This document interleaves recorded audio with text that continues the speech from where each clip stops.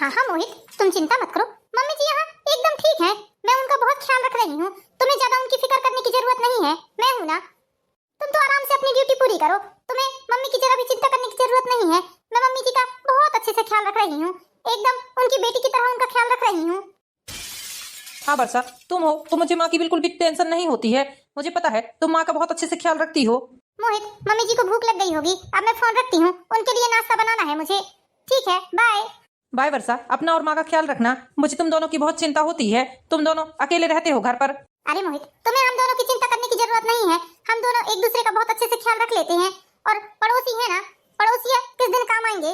तुम्हें तो पता है पड़ोस में हम लोगों की कितनी अच्छी जान पहचान है, आधी रात को भी बोलते हैं तो वो लोग हमारे लिए दौड़ कर आ जाते हैं। ठीक है मोहित, तुम हम दोनों की चिंता मत करो, यहाँ हम लोग बहुत अच्छे से हैं, तुम तो बस अपनी नौकरी पर ध्यान दो। ठीक है वर्षा, बाय। बहू, मुझे दर्द हो रहा है बेटा, मेरे हाथ से पैर हटा दो, बहुत तकलीफ हो रही है मुझे। अरे बुढ़िया, ये जो चाय का कप तूने फोड़ा है, ये तूने अपने बाप के घर से लेकर आई थी क्या?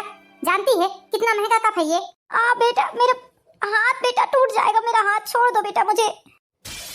तू इतनी भी बूढ़ी नहीं हुई है अभी कि ढंग से अपने हाथ से चाय का कप न पकड़ सके। इतना सा काम नहीं बनता है तुझसे। पूरे 5,000 रुपए की कप का सेट था वो, और तूने एक कप को फोड़ डाला।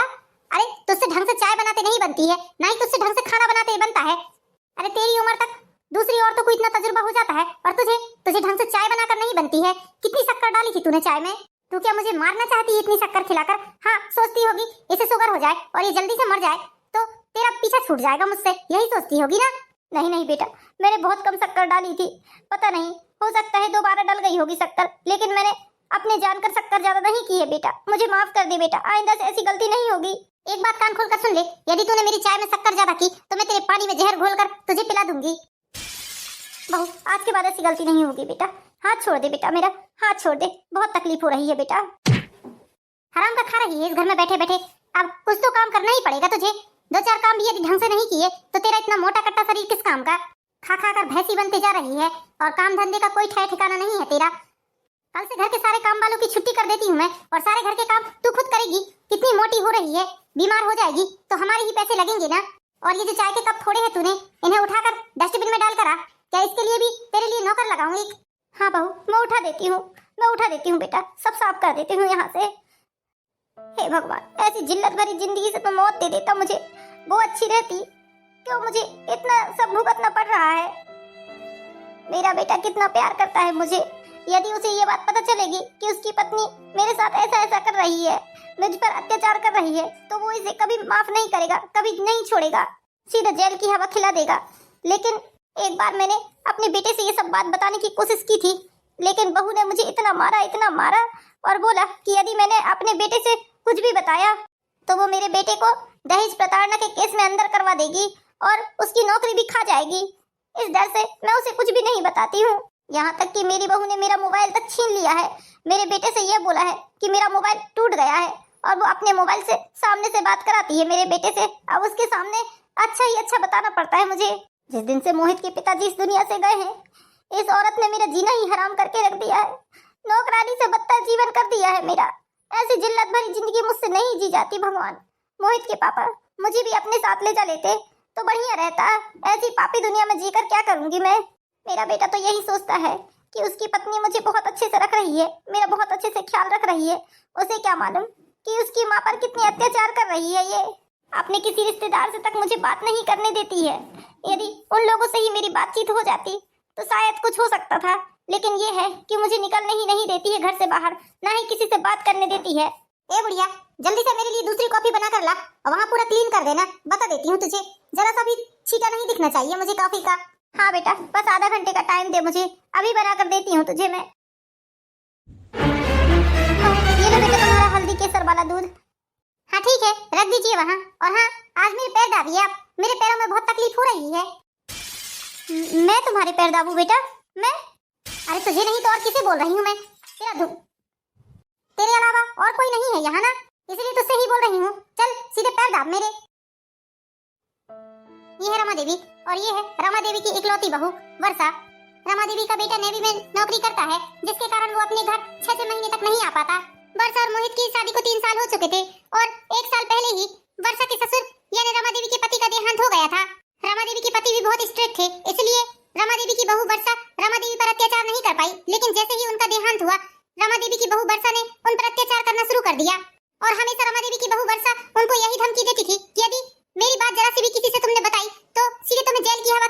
और तुम्हारे बेटे को भी जेल की हवा खिलाऊंगी और उसकी नौकरी तक खा जाऊंगी मैं।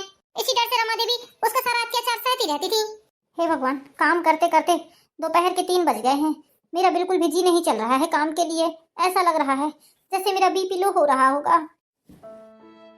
यदि इससे कुछ बोलूंगी तो ये तो मुझे ही 4 बातें सुना देगी। इससे तो कुछ बोलना ही बेकार है। ऐसा लग रहा है जाकर सो जाऊं। अरे वाह, देखो तो महारानी को कैसे पंखे की हवा में बैठकर हवा ले रही है। ये काम का समय है या पंखे की हवा में बैठने का समय है? ओ बेटा, मेरी तबीयत थोड़ी ठीक नहीं लग रही है। चक्कर से आ रहे थे, इसलिए बैठ गई मैं। ये नौटंकी ना किसी और को बताना। तू इतनी भी ज्यादा बूढ़ी नहीं हुई है कि घर के काम करने में तुझे चक्कर आने लगे। नहीं बेटा, सच में मुझे ऐसा लग रहा है जैसे मेरा बीपी लो हो रहा होगा। ठहर जा, अभी गिलास भर पानी में तुझे नमक घोल कर पिलाती हूँ। तेरा बीपी एकदम ठीक हो जाएगा। नहीं बेटा, मैं थोड़ी देर बैठ गई ना, थोड़ा अच्छा लग रहा है। कान खोल कर सुन ले, मैं शॉपिंग करने जा रही हूँ। और हाँ, घर के अंदर किसी को आने मत देना। यदि धोखे से भी मुझे पता चल गया कि मोहल्ले पड़ोस के कोई भी व्यक्ति तुझसे मिलने आए हैं तो तेरी खैर नहीं है, समझ जाना। हाँ बेटा ठीक है, तुम जाओ। कोई भी नहीं आएगा घर में, मैं किसी को आने ही नहीं दूंगी। ये तुम्हारी सासू माँ का फोन क्यों आ रहा है इस समय पे? ये लो, बात करो। और हाँ, कान खोल कर सुन लेना। उसे किसी भी प्रकार से भनक नहीं लगनी चाहिए कि यहाँ तुम परेशान हो या तकलीफ में हो, वरना समझ गई ना? हाँ हाँ बेटा, मैं उनसे कुछ नहीं बताऊंगी। लाओ, मुझे 2 बात करने दो उनसे। हेलो अम्मा जी, प्रणाम अम्मा जी। खुश रहो बहुरिया। तुम्हारा फोन कहाँ गया है? तुम्हारा फोन बंद ही आता है। जब भी फोन लगाओ फोन बंद ही बताता है तुम्हारा। अम्मा जी, फोन मेरे हाथ से गिरने के कारण खराब हो गया है, इसलिए फोन नहीं लगता है। अरे तो अपने बेटे से बोलकर दूसरा फोन क्यों नहीं लेवाती है तू? इतना कमाता है तेरा बेटा, किस लिए इतना कमाता है? वो अम्मा जी, अब बात करने के लिए बहू का मोबाइल तो है ना, बहू के मोबाइल से बात हो जाती है, इसलिए मुझे खुद ही कभी जरूरत महसूस नहीं हुई दूसरे मोबाइल की। अरे तो हमें तेरी चिंता होती है। अब हमारा बेटा तो इस दुनिया में रहा नहीं, तू ही हमारी बहू है, तू ही हमारा बेटा है। अब हमारा बेटा तो इस दुनिया में रहा नहीं, इसलिए तुझसे ही बात करके अपना मन हल्का कर लेते हैं। अब बार-बार बहू के मोबाइल में फोन लगाना अच्छा नहीं लगता हमें। वैसे भी तुम्हारी बहू कुछ ज्यादा ही एडवांस है। नहीं अम्मा जी, हमारी बहू बहुत अच्छी है। वैसे बहुरिया, तेरी बहू तेरा ख्याल तो रखती है ना? ऐसा तो नहीं कि शहर की है तो तुझे यूं ही मुट्ठी में बांध कर रखती होगी। नहीं अम्मा जी, मेरी बहू बहुत अच्छे से ध्यान रखती है मेरा। ला जरा तेरी मॉडर्न बहू से बात तो करा। मुझसे बात नहीं करती है वो। जब भी उसे फोन लगाती हूँ सीधे फोन लाकर तुझे थमा देती है। हाँ बोलिए दादी जी, क्या बात है? क्यों बहुरिया, हम तुझसे छोटे हैं या बड़े? फोन उठाते हैं तो सबसे पहले राम राम प्रणाम ये सब करना चाहिए। क्या तुझे तेरे माँ बाप ने इतना भी नहीं सिखाया है? अरे सॉरी दादी जी, प्रणाम दादी जी, कैसी हैं आप? हमारे बोलने के बाद हमें प्रणाम कर रही है। दोबारा यदि हम तुझे फोन लगाए और फोन उठाते से ही हमको प्रणाम करना, वरना तू समझती है ना हमें। शायद तेरी और मेरी अच्छे से मुलाकात नहीं हुई है। रुक जा, मैं 2-4 दिनों के बाद आ रही हूँ वहाँ। पूरे 1 महीने रुक कर जाऊंगी। तुझे संस्कार नाम की चीज नहीं आती है, हम आकर तुझे संस्कार सिखाते हैं। ठहर जा, तू ज्यादा ही मॉडर्न बन रही है। अरे दादी जी, इस उम्र में आप कहाँ इतनी दूर से यहाँ आएंगी? आप तो चाचा चाची के पास में ही अच्छी रह रही हैं गाँव में। आप तो वहीं रहिए। चुप कर, तू हमें बताएगी कि हमें कहाँ रहना चाहिए और कहाँ नहीं। हम अपनी मर्जी के मालिक हैं, हमें जहाँ रहना है हम वहाँ रहेंगे। हाँ दादी जी ठीक है, आप जब भी आना चाहती हैं आ जाइए, स्वागत है आपका। ठीक है, फोन रखते हैं हम। और हाँ, हम आएंगे तो हमें लेने के लिए किसी को रेलवे स्टेशन में भेज देना। हाँ दादी जी, किसी को क्यों, मैं खुद ही आ जाऊंगी आपको लेने के लिए। ठीक है दादी जी, प्रणाम दादी जी, रखती हूँ फोन। इस बुढ़िया का एक पाँव नरक में है और एक पाँव स्वर्ग में है। इसे कौन सा शौक चढ़ाया है जो अपनी बहू के पास आ रही है ये? और तू एक बात सुन ले बुढ़िया, यदि तूने एक भी बात अपनी सास को बताई या जरा सी भी उसे भनक लगी कि मैं तुझ पर अत्याचार करती हूँ तो तू समझ जाना, ऐसा झूठा केस लगाऊंगी तेरे और तेरे बेटे के ऊपर कि जिंदगी भर जेल की चक्की ही पीसते रहोगे। नहीं बेटा, मैं भूल से भी किसी को जिक्र नहीं करूंगी कि तुम मेरे साथ क्या करती हो और क्या नहीं। मैं तो बस सबसे यही बताऊंगी कि मेरी बहू बहुत अच्छी है, मेरा बहुत अच्छे से ख्याल रखती है।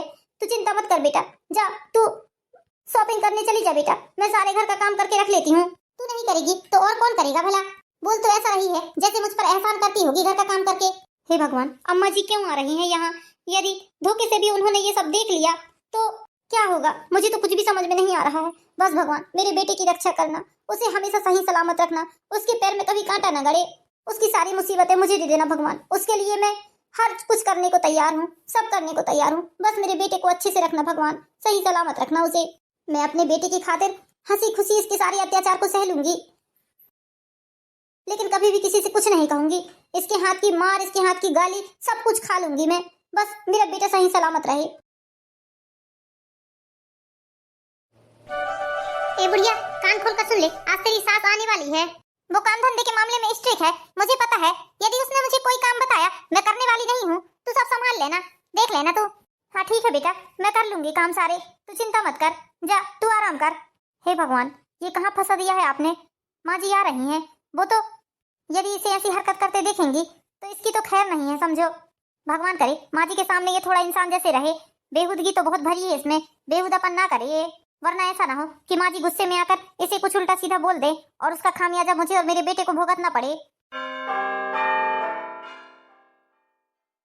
अम्मा जी, आपको आने में कोई तकलीफ तो नहीं हुई? अच्छे अच्छे आ गए ना आप?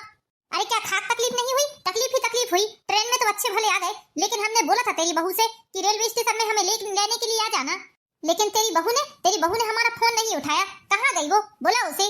वो माँ जी, वो क्या माजी कर रही है? बोला उसे ठीक से क्लास लगाती हूँ उसकी आज मैं।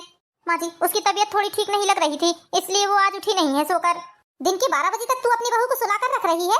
ये क्या हरकतें सिखाई है तूने उसे? अरे बरसा, ओ बरसा, कहाँ गई बहू? बाहर निकल गया। अरे दादी जी आ गई आप? प्रणाम दादी जी, कैसे हैं आप? क्यों री, तेरे माँ बाप ने तुझे जरा भी संस्कार नहीं सिखाए हैं क्या? खड़े खड़े प्रणाम कर रही है। चल पैर छू मेरे, पैर छू के प्रणाम कर। हाँ दादी जी, हाँ बस मैं आपके पैर छूने ही वाली थी। खुश रहो, सदा सुहागन रहो, जीती रहो, दूध नहा वो तो फलो। माँ जी बैठिए ना, आप थक गई होंगी, इतने लंबे सफर से आई हैं। बैठिए, मैं आपके लिए कड़क अदरक वाली चाय बना कर लाती हूँ। हाँ जी बहुरिया, चाय पीने का तो बड़ा मन हो रहा है हमारा, लेकिन चाय तू क्यों बनाएगी? तेरी बहू है ना। बहुरिया जा तू चाय बना कर लाना, और हाँ हमारी चाय में चीनी थोड़ी ज्यादा डालना और अच्छी कड़क अदरक वाली चाय बना कर लाना।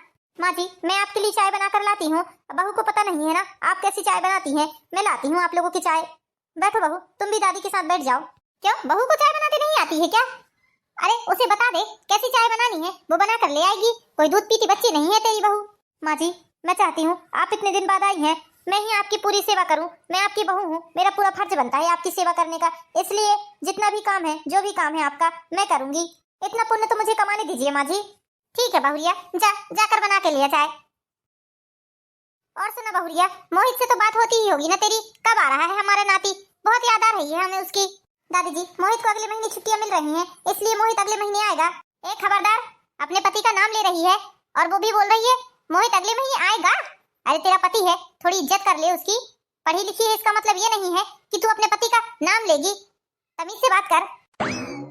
सॉरी दादी जी, अगले महीने आएंगे मोहित घर पर। माँ जी लीजिए आपकी चाय। ये लो बेटा तुम्हारी चाय। बहुरिया तूने अपनी बहू को जरा भी संस्कार नहीं सिखाए हैं। हम तो कहते हैं 8-15 दिनों के लिए इसे हमारे पास पहुंचा देगा। देखना कैसे संस्कार सीख कर आएगी तेरी बहू। नहीं नहीं बाजी, बहुत संस्कार हैं इसमें, बहुत अच्छी है हमारी बहू। वो तो आज इसकी तबीयत ठीक नहीं लग रही है, इसलिए थोड़ा आराम करने लगी थी, वरना बहुत अच्छी है मेरी बहू। आप दोनों ने चाय पी लिए? लाइए मुझे कप दे दीजिए, मैं कप को ले जाकर मांज देती हूँ। ये क्या बहू, अपनी बहू के जूठे कप ले जाएगी उठाकर तू? चल यहाँ आकर बैठ जा, वो खुद ही ले जाएगी, ज्यादा उसके आगे आगे होकर काम मत कर। चल उठ जा बहू, ले हमारा कप भी लेकर जा और जाकर साफ करके रखना। अरे दादी जी मैं तो जा ही रही थी आपका और मेरा कप लेकर, लेकिन मम्मी जी खुद ही आगे आगे होकर काम कर रही हैं, तो इसमें मैं क्या कर सकती हूँ। क्या हुआ बहुरिया, तू बड़ी परेशान दिख रही है, तुझे कोई टेंशन है क्या? ऐसा लग रहा है तू दिमाग में बहुत सारी चीजें लेकर बैठी है। अरे नहीं नहीं माँ जी, ऐसी कोई बात नहीं है। आपको ऐसा क्यों लग रहा है कि मैं दिमाग में बहुत ज्यादा टेंशन लेके बैठी हूँ? मैं एकदम ठीक हूँ, कोई टेंशन नहीं है मुझे। बहुरिया तू हमें सिखा रही है, भूल मत कि तू हमारी सास नहीं, हम तेरी सास है। हमें अच्छे से पता है, पूरे 35 साल तू हमारे साथ रही है अपने गाँव में, हम जानते हैं तू बहुत सीधी सादी है। तू कभी किसी को जवाब देकर भी नहीं जानती है। जब से हमारा बेटा गुजरा है तब से तू ज्यादा ही टेंशन लेने लगी है।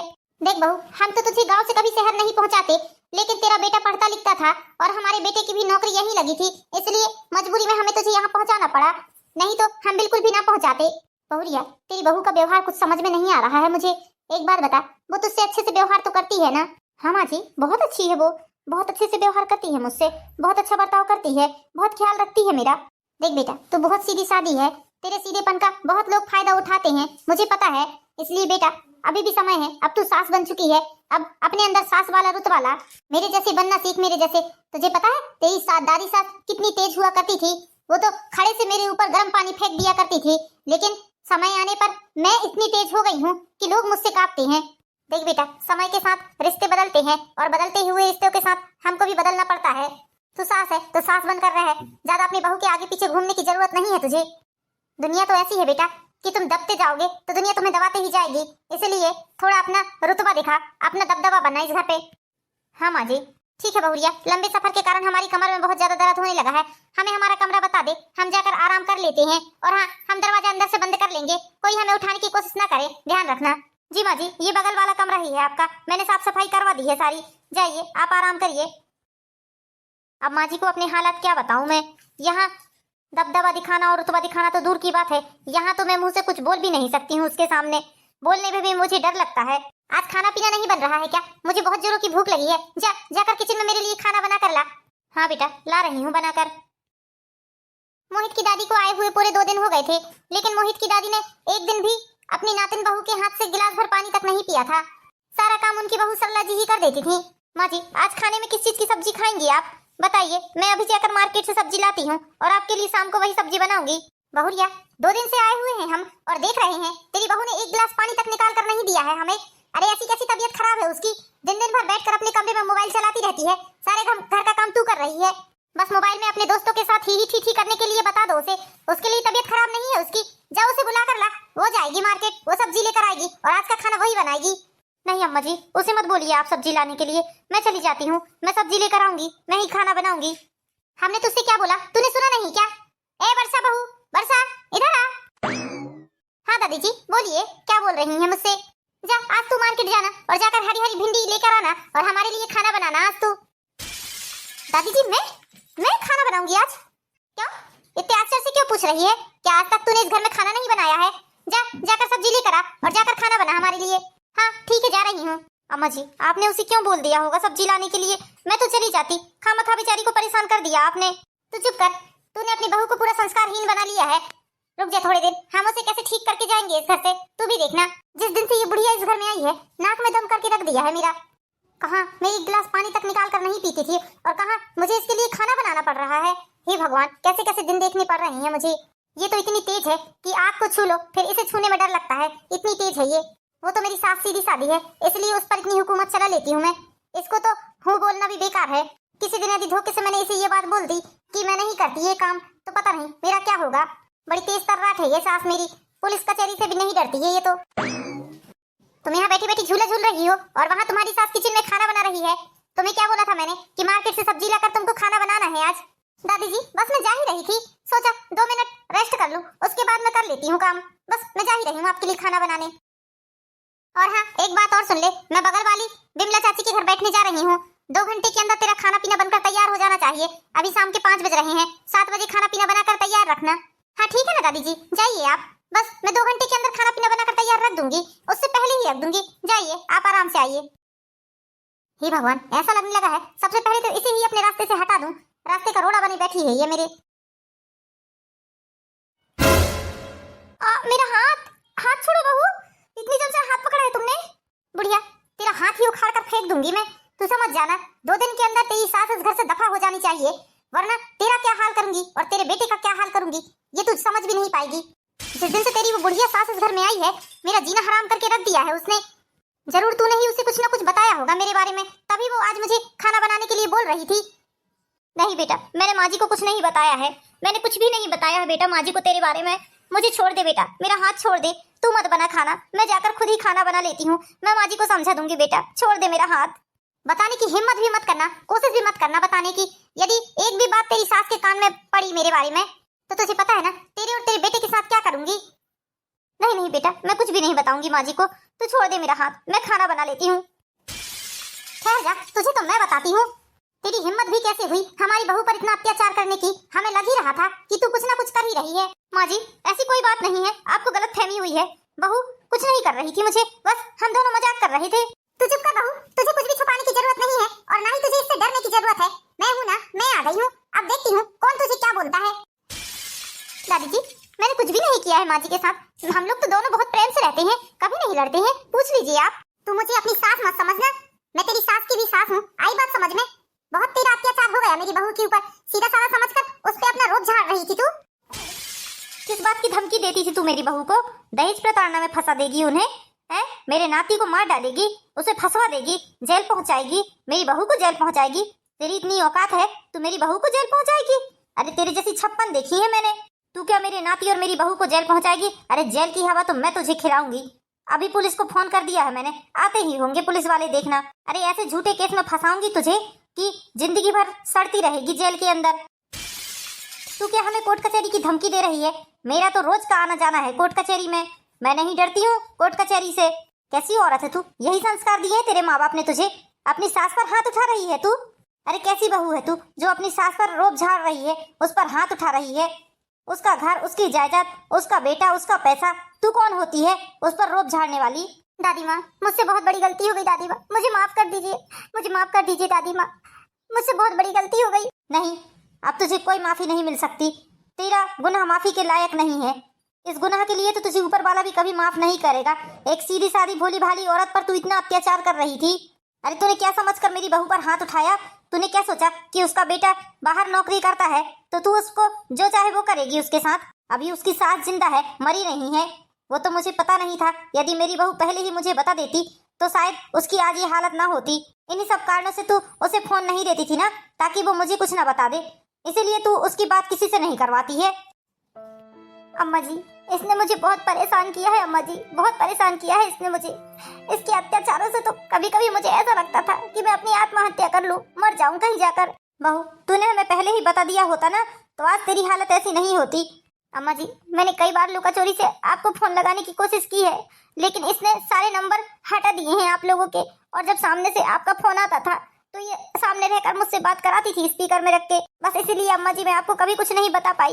मेरे बेटे को भी कभी मैंने कुछ नहीं बताया। यदि उसे इतनी सी भी भनक लगेगी तो वो इसे छोड़ेगा नहीं। अम्मा जी, ये मुझे धमकी देती थी कि यदि मैंने किसी से भी कुछ भी कहा तो ये मुझे और मेरे बेटे को जेल करवा देगी। बोलती थी कि मैं तेरे बेटे की नौकरी खा जाऊंगी और उसे जेल पहुंचा दूंगी। इसीलिए अम्मा जी मैंने किसी से भी कुछ भी नहीं कहा। मुझे मोहल्ले पड़ोस में तक नहीं निकलने देती थी ये। तू चिंता मत कर बहू, पुलिस वाले आते ही होंगे। अब इसके गुनाहों की सजा पुलिस वाले ही इसे देंगे। ऊपर वाला तो इसे कभी माफ नहीं करेगा, लेकिन पुलिस वाले भी इसे इसके गुनाहों की सजा देंगे। इस तरह पुलिस वाले आते हैं और वर्षा को अपने साथ ले जा लेते हैं। थोड़े दिनों में ही वर्षा और उसके पति मोहित का तलाक हो जाता है। तलाक के 2 महीने बाद ही मोहित की एक अच्छी सी लड़की देखकर उसकी सास शादी करवा देती है और अब उसकी दादी सास और सास सभी लोग साथ में रहने लगते हैं। इस तरह सरला जी को उसकी सास ने उसकी अत्याचारी बहू से छुटकारा दिलाया। तो दोस्तों, कैसी लगी आपको ये प्यारी सी कहानी? इसी तरह की प्यारी प्यारी मोरल स्टोरीज देखने के लिए हमारे चैनल पर एंड ब्लॉग को लाइक कीजिए, सब्सक्राइब कीजिए। मिलती है नेक्स्ट वीडियो में दोस्तों, जब तक के लिए बाय बाय।